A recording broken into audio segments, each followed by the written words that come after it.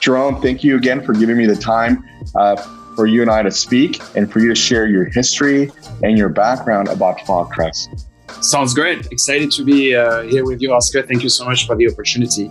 My name is Jerome Sherry, as you can hear.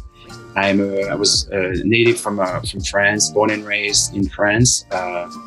I studied agribusiness first in college, and then I specialized in enology. I had my aha moment while in college, discovering late harvest Chenin Blanc from the Loire Valley. That's really what piqued my interest and made me realize that wine was really amazing. So based on that, I said, well, if white wine tastes like that, that's great, and I'd like to work in that field. So following those 2 years in Loire Valley, I transferred to the University of Burgundy, and I studied enology there, agricultural enology at the University of Burgundy. Yeah.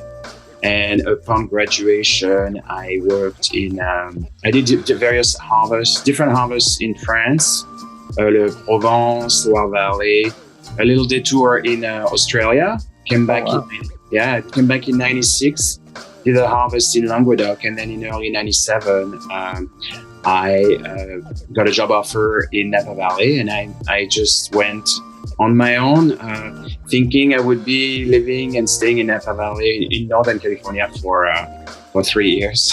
Here I am. Wow. 24 years later. So it's been an incredible journey that's still going strong. My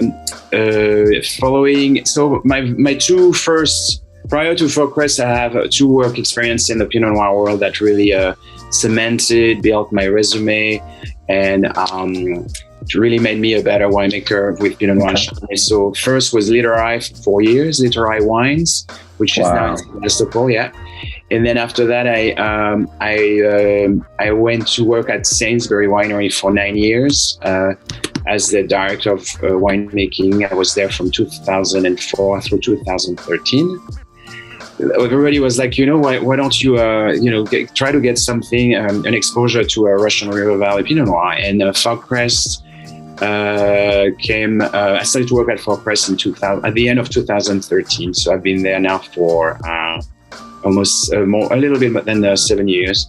So the winery is primarily all estate fruit. We have it's 10 acres planted, half Chardonnay, half Pinot Noir.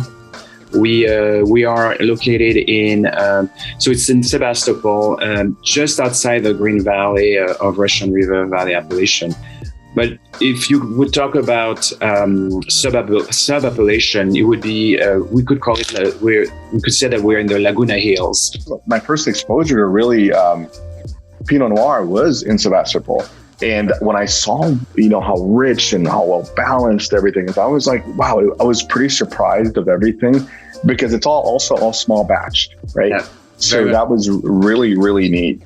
And so what happened after that? So after that, you were at Literai, you moved on, you mentioned, and after that, you started at Crest, right? Yeah, Crest 2013. So when I took over, there was the wine needed a little bit of refinement, which I added. They were very good. Like I said, we're mostly estate, and we purchased a little bit of fruit. But they all, it's about 2,000 cases, but we make 3 Pinots, 1 Rosé, and then 3 Chardonnays. So they're all very small. The Pinot Noir today, the Laguna West 17, is it's a blend of wines made from grapes from the estate and purchased grapes. So it's our entry-level Pinot Noir. We named it Laguna West because our beautiful tasting room and winery has a patio where we finally are able to host guests and visitors because we reopened. And the patio overlooks the Laguna di Santa Rosa and the plain and further down Santa Rosa. So we're just above it. And why a lot of people are wondering why Laguna. So the Laguna is a lagoon. It's an overflow of the Russian River Valley. And when there's a lot of rain, that part of the Russian River Valley floods. We're above that, so our vines are safe.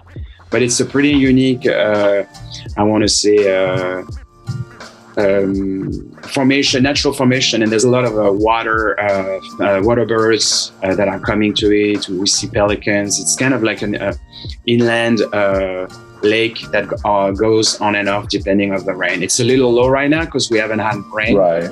That's the idea behind the name of the wine. I think what's coming next for us, what's very critical, well, bud break will be in March, and then we start taking care of the vineyard more proactively.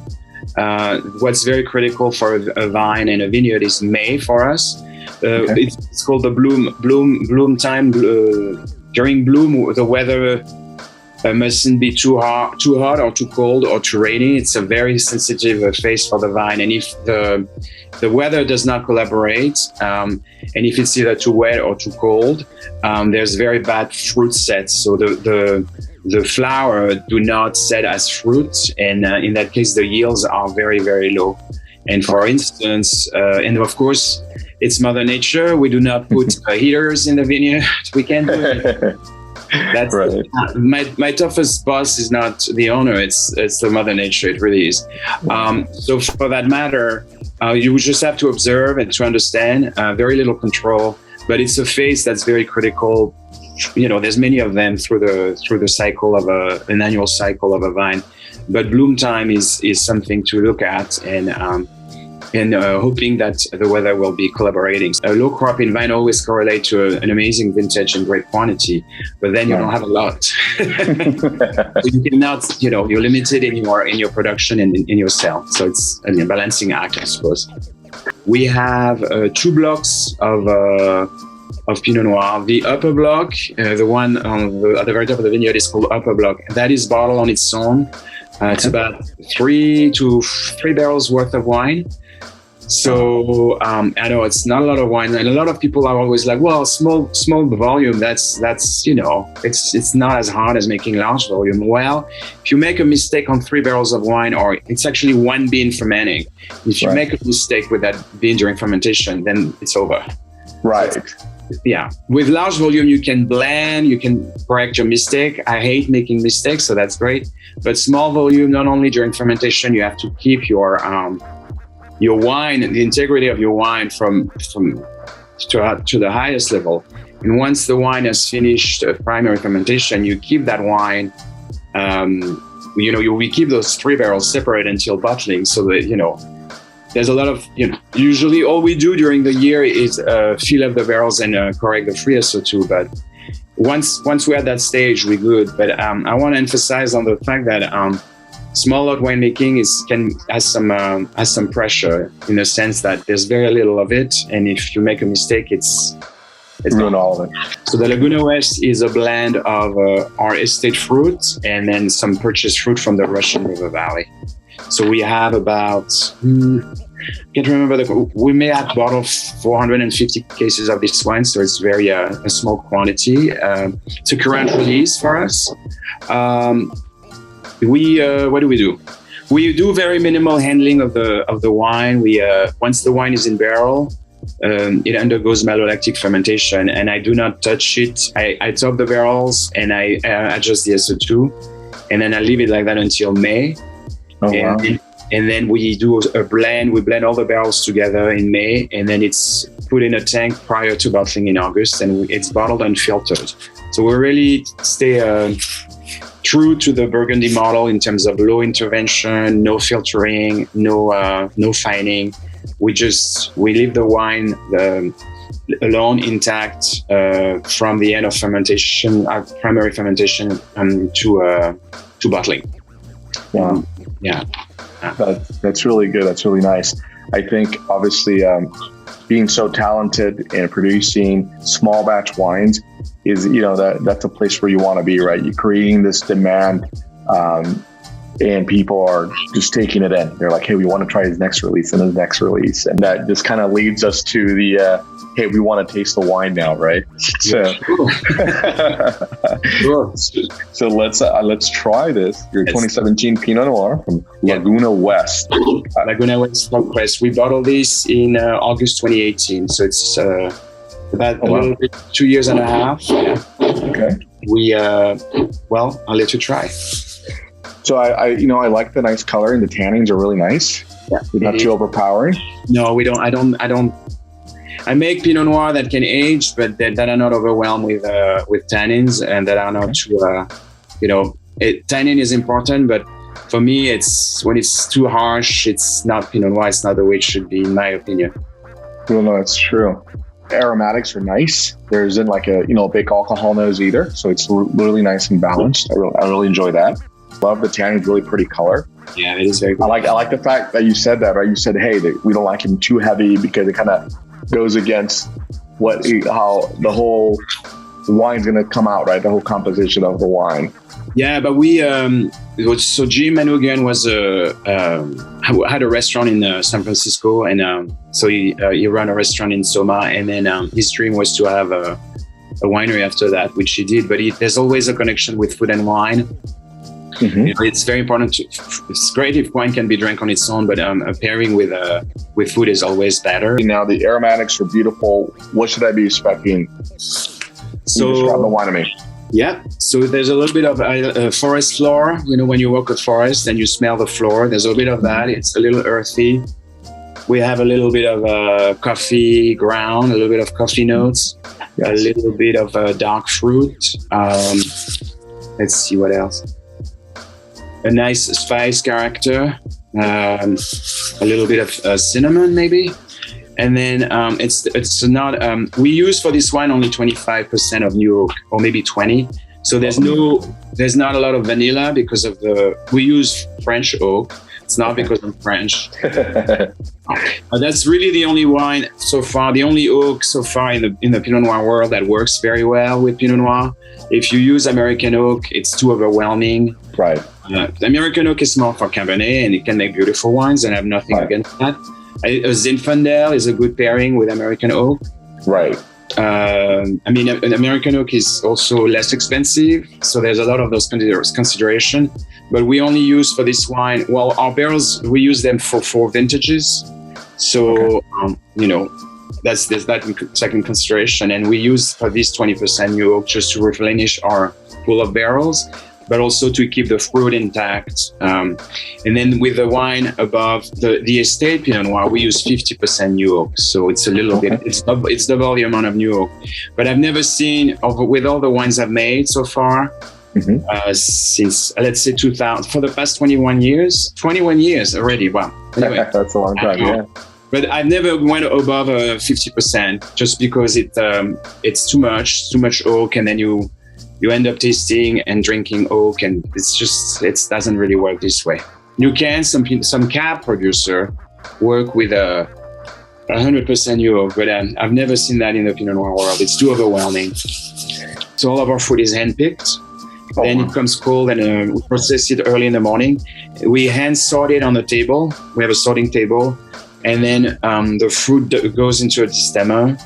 And then we fill the tank by gravity. So we never use a pump. We pick by hand, and we don't use a pump to fill our tanks. We dump them with a forklift.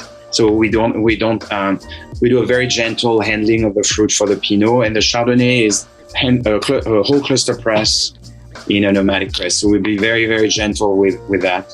So, and it's nice. Hand picking is pretty widely used in Northern California. I mean, that's what I've seen so far.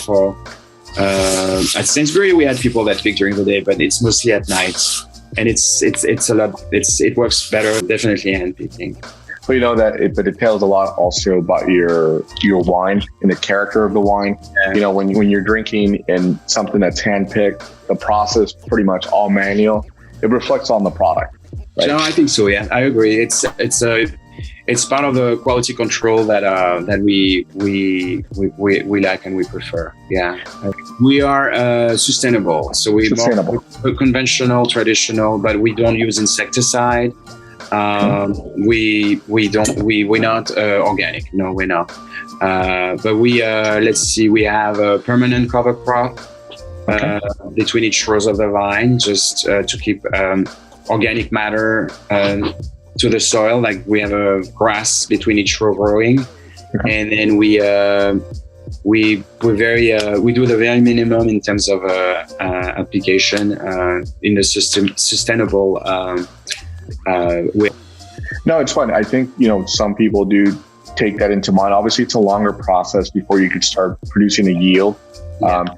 If you're not in a rush to do it, some people do it. And I sometimes you can taste the difference of certain things, of certain vintages. But I think I think at the end of the day, it's just you're taking care of the land, and it's really up to what the fruit's going to come out and what the winemaker is going to put together, right? And that's very true about that. It's obviously we love to have organic, and that's a way of the future. So you can keep passing it more and more for generations. But having a sustainable platform is important. I think obviously as a winemaker and as the owners of Crest, they want to have it here for generations, right? So they're gonna sustainable farming. All the best practices are out there. That's what's gonna if it's being applied. So we know there's a long-term plan, and that's what's going to be creating a great product, right? Yeah, exactly. Absolutely. It's not something for short term. It's something that you build up for longer time. Yes, absolutely. I mean, you have to understand also, wine is made, there's only one harvest a year for any winery. It's not like beer, where you make beer like on a day basis. It's not the case with wine. You have one harvest. Yeah. So what's been one of your biggest challenges as being a winemaker? Let's see. Well, there's when I left Lidorai, I was the associate winemaker, and I switched from 3,000 cases to 40,000 cases. Wow. Maybe 35, maybe 40. It was, and it was before the harvest in 2004. So there was a challenge, and none of my friends said anything. And after the harvest, I was like, oh my God, whoa. They were like, yeah, why did you do that? couldn't you just wait until the end of like November 2004 and started Sainsbury? And I was like, yeah, maybe, but I did it. It was a challenge, but I made it. So that was that. And then from Sainsbury, moving to Crest, which is a lot smaller, I had to learn or relearn how to clean a barrel. I had to learn how to clean a tank. It was very humbling.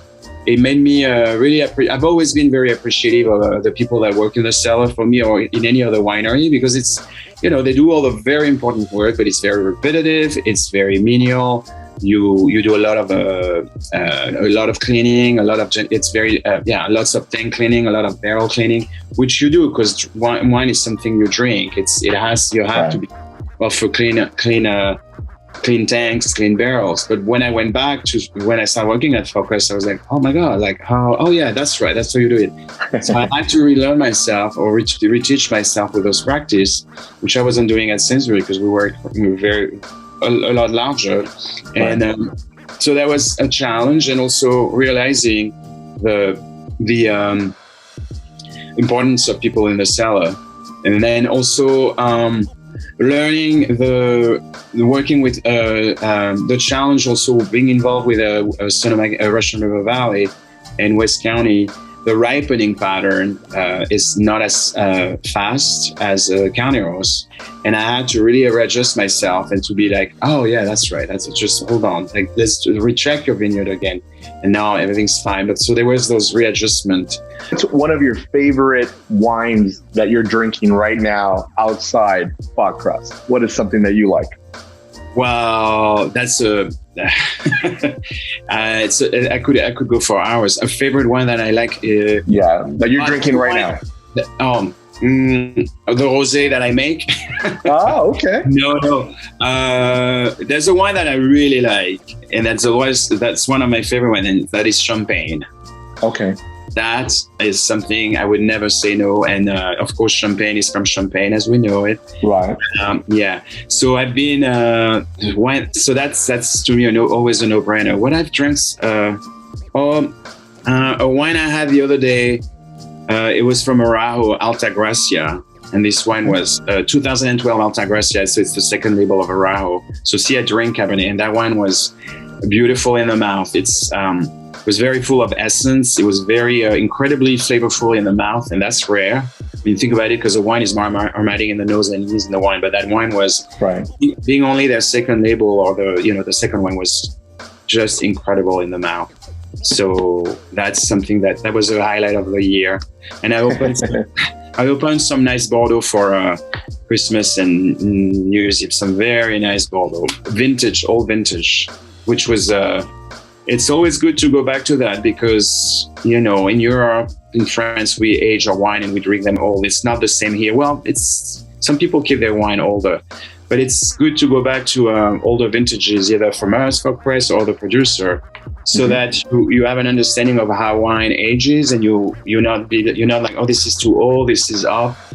It's going through an older vintage of wine you like from Bordeaux or other areas is always it's an eye-opener of what a wine tastes when it's old, which can be very good. But you have to you can't expect what you have in a Pinot that's 2 years old versus a Pinot which is 15 years.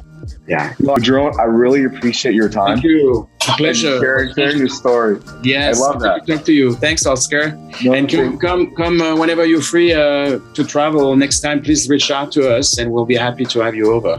Absolutely. I'll take you guys up on that. I look forward to tasting your rosé now that I know you make really good stuff.